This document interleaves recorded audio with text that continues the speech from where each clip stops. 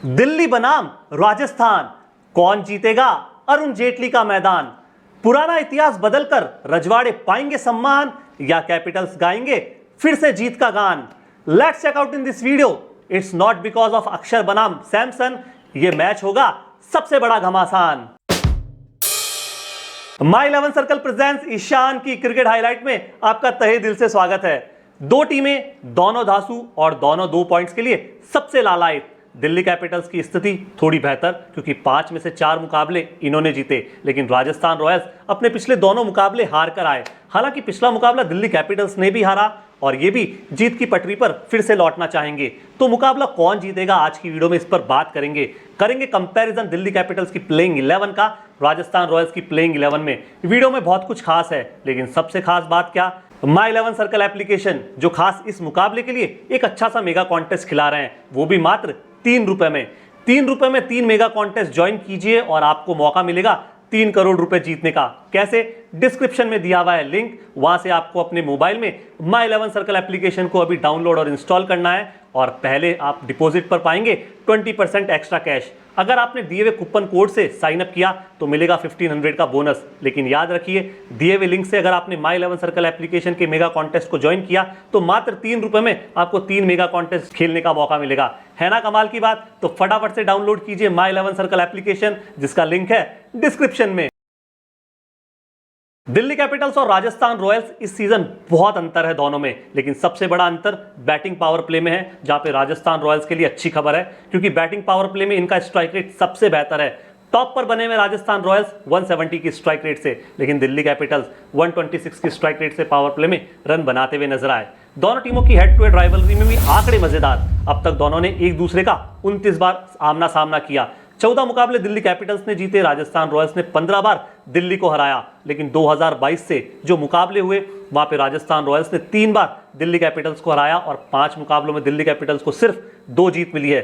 सबसे बड़ी बात, पिछला साल 2 मुकाबले हुए, दोनों टीमों ने एक दूसरे को 2-2 बार हराया। लेकिन सबसे बड़ा अंतर इस सीजन पॉइंट्स टेबल में है। शुरुआत के 5 मुकाबलों में है, जहां पे दिल्ली कैपिटल्स ने 4 मैच जीते और 8 पॉइंट्स के साथ अभी टॉप 4 में वो दिख रहे हैं। लेकिन राजस्थान रॉयल्स टॉप 4 के बाहर है। क्या ये मुकाबला राजस्थान रॉयल्स जीतकर पॉइंट्स टेबल में ऊपर जाएगा? आज की वीडियो में थोड़ा सा कंपैरिजन से समझते हैं, जिसमें सबसे पहले टॉप ऑर्डर डिपार्टमेंट और राजस्थान रॉयल्स की तरफ से यशस्वी जायसवाल, दिल्ली कैपिटल्स की तरफ से जैक फ्रेजर मैकगर्क। दोनों ताबड़तोड़ अंदाज में बल्लेबाजी करने वाले खिलाड़ी और पावर प्ले में तेजी से रन बनाने वाले प्लेयर्स हैं। जैक फ्रेजर मैकगर्क ने इस सीजन 5 मुकाबले खेले, सिर्फ 46 रन बल्ले से निकले। स्ट्राइक रेट 100 का है और एवरेज भी काफी कम।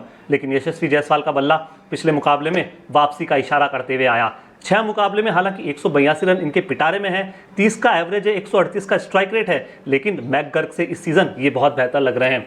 दिल्ली कैपिटल्स के सामने यशस्वी जायसवाल ने 6 मुकाबलों में 127 रन बनाए। मैकगर्क ने राजस्थान के खिलाफ 1 मुकाबला खेला, वहां बहुत शानदार अर्धशतक बनाया 250 की स्ट्राइक रेट से।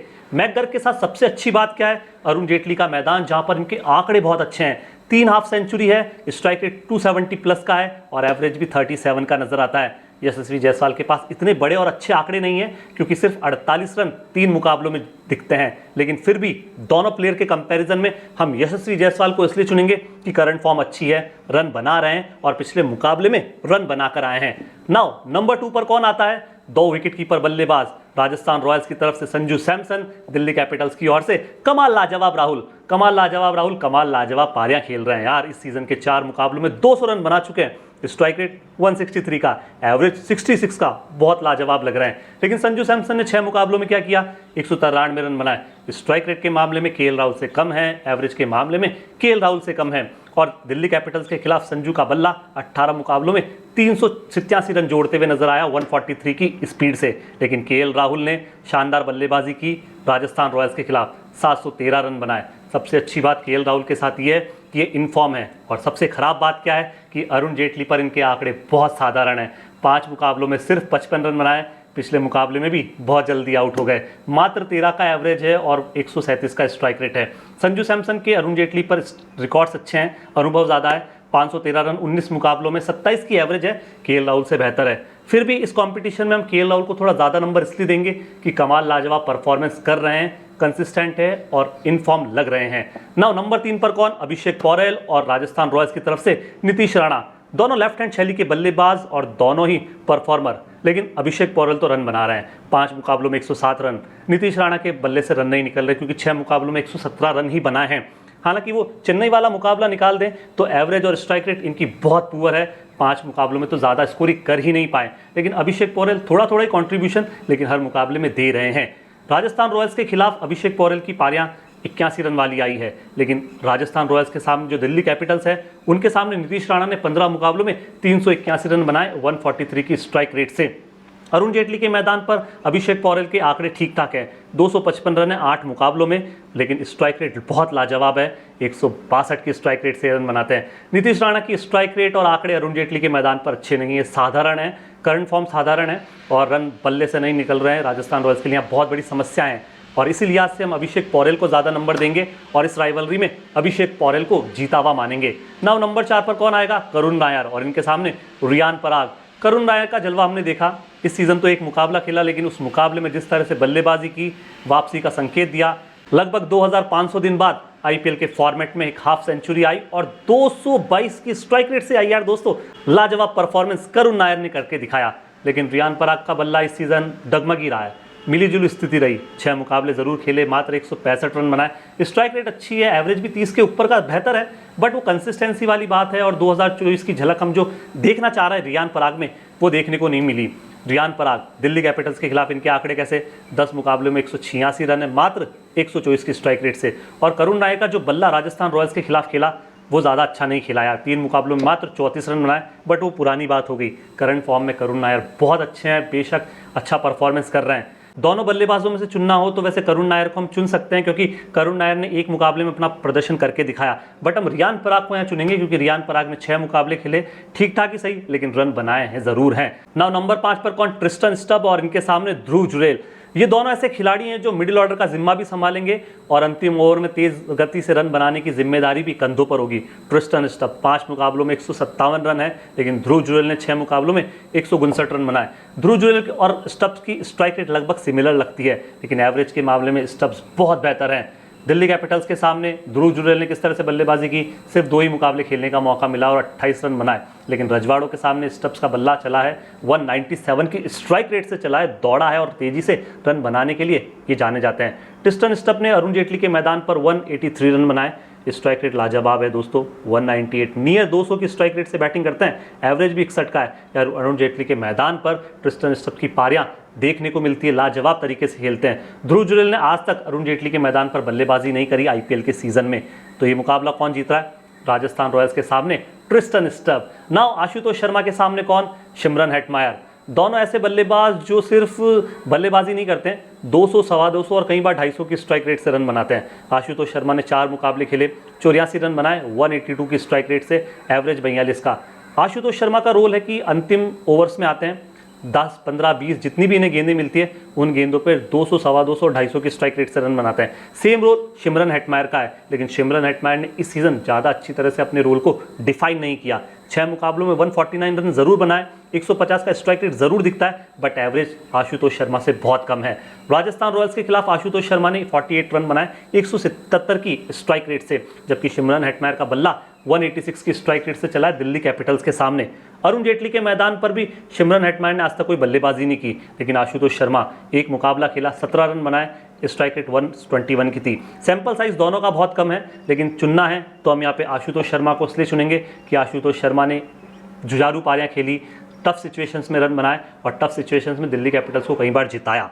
नाउ अक्षर पटेल के सामने वनिंदु हसरंगा आएंगे तो कैसे लगेंगे? अक्षर पटेल ने इस सीज़न 5 मुकाबले खेले, बल्लेबाजी में 67 रन बनाए 159 की स्ट्राइक रेट से और एवरेज 16 का है, लेकिन गेंदबाजी में दोस्तों ध्यान दीजिएगा, अक्षर पटेल ने 5 मुकाबलों में एक भी विकेट नहीं लिया है, जबकि वनिंदु हसरंगा ने 4 मुकाबलों में 8 रन बनाए बतौर बल्लेबाज, लेकिन गेंदबाजी में 4 मुकाबलों में 6 विकेट इनके नाम है। बतौर बॉलिंग ऑलराउंडर ये टीम का हिस्सा है, अक्षर पटेल बतौर बल्लेबाजी ऑलराउंडर इस सीज़न अपने आप को प्रमोट कर रहे हैं, अपने आप को इन्होंने प्रदर्शित किया, लेकिन एज अ कैप्टन गेंदबाजी में इनका कोई रोल निकल कर आया नहीं है। अरुण जेटली के मैदान पर अक्षर पटेल का रिकॉर्ड अच्छा है, 778 रन के पिटारे में है, 137 की स्पीड से रन बनाते हैं, जबकि वनिंदु हसरंगा पहली बार आईपीएल में अरुण जेटली के मैदान पर खेलने वाले हैं। नाउ पेसर्स की बात करते हैं और 2 तेज गेंदबाज एक दूसरे के आमने सामने, एक तरफ दिल्ली के मिचेल स्टार्क और राजस्थान रॉयल्स के जोफ्रा आर्चर कैसे लगेंगे? अच्छे लगेंगे। स्पीड स्टार का कंपटीशन बेहतरीन दिखने वाला है। 5 मुकाबलों में 9 विकेट स्टार के खाते में, 6 मुकाबलों में 5 विकेट सिर्फ जोफ्रा आर्चर के खाते में। इकोनॉमी के मामले में स्टार ज़्यादा बेहतर प्रदर्शन नहीं कर रहे, 10 से ज़्यादा की इकोनॉमी इनकी है, स्ट्राइक रेट 11 की, लेकिन जोफ्रा आर्चर की स्ट्राइक रेट ज़्यादा है, इकोनॉमी कम। राजस्थान रॉयल्स के खिलाफ स्टार के आंकड़े कैसे हैं?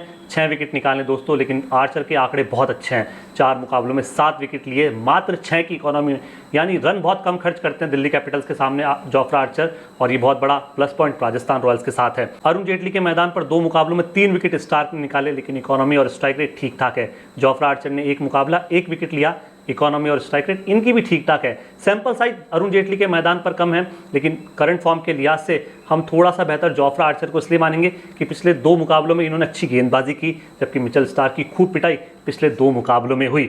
नाउ विपराज निगम के सामने महेश तीक्ष्ण आएंगे तो कितना अच्छा कंपटीशन होगा। विपराज निगम एक बहुत अच्छे ऑलराउंडर के रूप में खुद को साबित कर चुके हैं। हालांकि गेंदबाजी की बात करें तो 5 मुकाबलों में इस सीजन 7 विकेट निकाले, 8 की इकोनॉमी, 13 की स्ट्राइक रेट। महेश तीक्ष्ण ने इस सीजन क्या किया? 6 मुकाबलों में मात्र 6 विकेट निकाले, इकोनॉमी भी 9 की है, स्ट्राइक रेट भी ज़्यादा है, और दिल्ली कैपिटल्स के सामने 3 मुकाबलों में सिर्फ 3 विकेट निकाले। कंपैरिजन में किसी एक को चुनना है तो दिल्ली कैपिटल्स के विपराज निगम को चुनेंगे, कारण विपराज निगम बहुत अच्छे हैं, करंट फॉर्म लाजवाब है, रन बनाने के साथ साथ गेंदबाजी करने की कला इनके पास निकल के आती है। विपराज निगम ने अरुण जेटली के मैदान पर 2 विकेट निकाले हैं, महेश तीक्ष्ण ने भी 2 विकेट निकाले, दोनों ने एक एक मैच ही खेला है। इकोनॉमी के मामले में महेश तीक्ष्ण बेहतर ज़रूर है, लेकिन मौजूदा फॉर्म के हिसाब से विपरज के बहुत अच्छे आंकड़े हैं। नाउ कुलदीप यादव के सामने कुमार कार्तिकेय, दोनों लेफ्ट हैंड शैली के बल्लेबाज, लेकिन कुलदीप यादव चाइनामैन गेंदबाज, कुमार कार्तिकेय ऑर्थोडॉक्स गेंदबाज।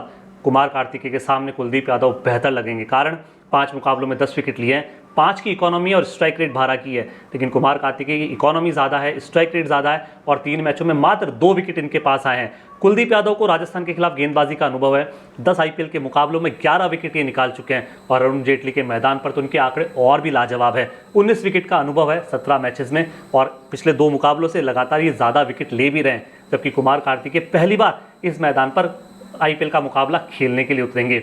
ना मोहित शर्मा के सामने जब संदीप शर्मा आएंगे तो कैसे लगेंगे? 2 शर्मा बंधुओं की राइवलरी कैसी होगी? मोहित शर्मा 5 मुकाबले 2 विकेट, 9 की इकोनॉमी और 45 का स्ट्राइक रेट, लेकिन संदीप शर्मा ने अच्छी गेंदबाजी की, 6 मुकाबलों में 5 विकेट निकाले, इकोनॉमी भले ही मोहित के बराबर है, लेकिन स्ट्राइक रेट बहुत अच्छी है। राजस्थान रॉयल्स के खिलाफ मोहित के आंकड़े 9 विकेट वाले हैं, लेकिन दिल्ली कैपिटल्स के सामने संदीप शर्मा ने 18 मुकाबलों में 20 विकेट निकाले, बहुत अच्छा एक्सपीरियंस ये शो कर रहे हैं। अरुण जेटली के मैदान पर संदीप शर्मा ने 8 मुकाबलों में 9 विकेट लिए। मोहित शर्मा ने क्या किया? 7 मुकाबले खेले, 7 विकेट लिए, लेकिन जो इकोनॉमी है वो 10 की है, स्ट्राइक रेट है वो 20 की है। कंपैरिजन में कौन जीत रहा है? संदीप शर्मा, क्योंकि एक्सपीरियंस है, करंट फॉर्म ज़्यादा अच्छी है और लगातार अच्छी गेंदबाजी ये कर भी रहे हैं। ना मुकेश कुमार के सामने तुषार देशपांडे की राइवलरी कैसी? मुकेश कुमार के इस सीजन के 5 मुकाबले 4 विकेट, 9 की इकोनॉमी और 22 की स्ट्राइक रेट, लेकिन तुषार देशपांडे ने क्या किया? 5 मुकाबलों में 5 विकेट लिए, इकोनॉमी 11 की, स्ट्राइक रेट 18 की।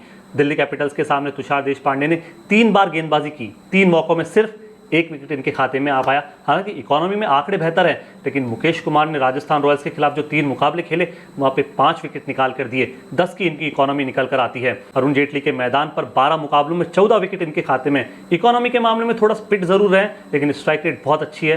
तुषार देशपांडे की इतनी अच्छी परफॉर्मेंस निकल कर नहीं आई, और सैंपल साइज भी इनका बड़ा नहीं है। कंपैरिजन में किसी एक को चुनना है तो मुकेश पांडे को चुनेंगे, कारण कि एक्सपीरियंस है, विकेट ले रहे हैं, इकोनॉमी ज़रूर ज़्यादा है, लेकिन विकेट टेकिंग गेंदबाज मुकेश कुमार हैं। अब फैंटेसी 11 की बात करते हैं। यदि दोस्तों आप फैंटेसी 11 पर टीम बनाते हैं तो माई 11 सर्कल एप्लीकेशन को आप एक बार ज़रूर यूज़ कीजिए। पहली बार यूज़ करने पर मेगा कॉन्टेस्ट ज्वाइन करने के लिए आपको सिर्फ 1 रुपया खर्च करना होगा, और सिर्फ 1 नहीं, आपको इस मुकाबले के लिए 3 बार मेगा कॉन्टेस्ट ज्वाइन करने का मौका मिलेगा मात्र 3 रुपये में, और फर्स्ट विनिंग प्राइस 3 करोड़ रुपए। और पहली बार खेलने वाला यदि पहली बार जीता तो उसे थार भी जीतने का मौका मिलेगा। डिस्क्रिप्शन में दिया हुआ लिंक फटाफट से डाउनलोड कीजिए माई 11 सर्कल एप्लीकेशन। अभी के लिए हम टीम आपको स्क्रीन पर शो कर रहे हैं। नाउ इस मुकाबले की सबसे बड़ी बात कि मुकाबला कौन जीतेगा, दिल्ली कैपिटल्स या राजस्थान रॉयल्स। दिल्ली कैपिटल्स पिछला मुकाबला हारी, राजस्थान लगातार 2 मुकाबले हार कर आ रही है, तो क्या जीत की पटरी पर दिल्ली लौटेगी या राजस्थान? दोस्तों मुझे लगता है कि ये मुकाबला शायद राजस्थान रॉयल्स जीत सकती है, लेकिन आपका क्या ख्याल है और आपका क्या कहना है? कमेंट बॉक्स में हम कर रहे हैं आपकी राय का इंतजार। शुक्रिया, बहुत बहुत धन्यवाद।